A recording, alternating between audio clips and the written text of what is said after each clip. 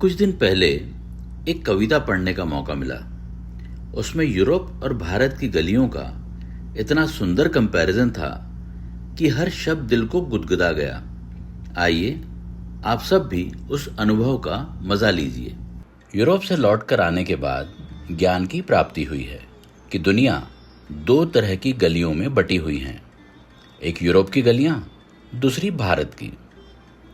Europe की गलियों को देखकर मुझे हमेशा लगता है कि वे किसी बोर्डिंग स्कूल में पढ़कर निकली हैं।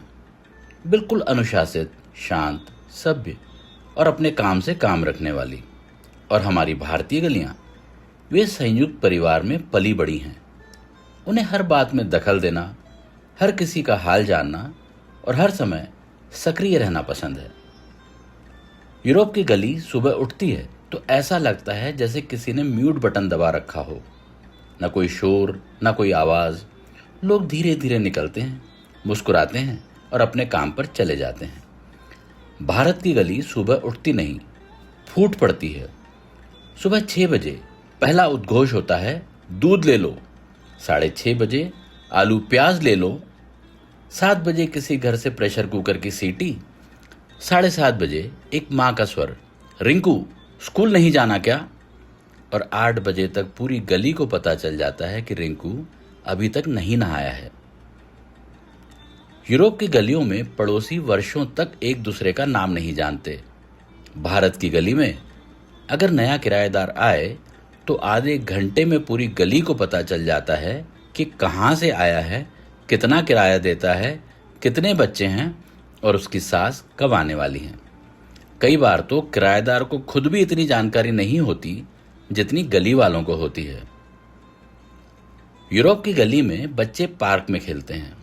भारत की गली में पार्क हो या ना हो, क्रिकेट जरूर होगा।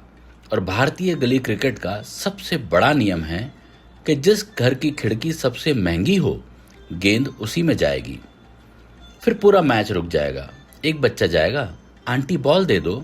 आंटी कहेंगी, आज के बाद यहां मत खेलना। और अगले दिन फिर वही मैच उसी जगह शुरू होगा। यूरोप की गलियां इतनी साफ होती हैं कि वहां गिरा हुआ एक कागज भी अपराध जैसा लगता है। भारत की गली का आत्मविश्वास देखिए।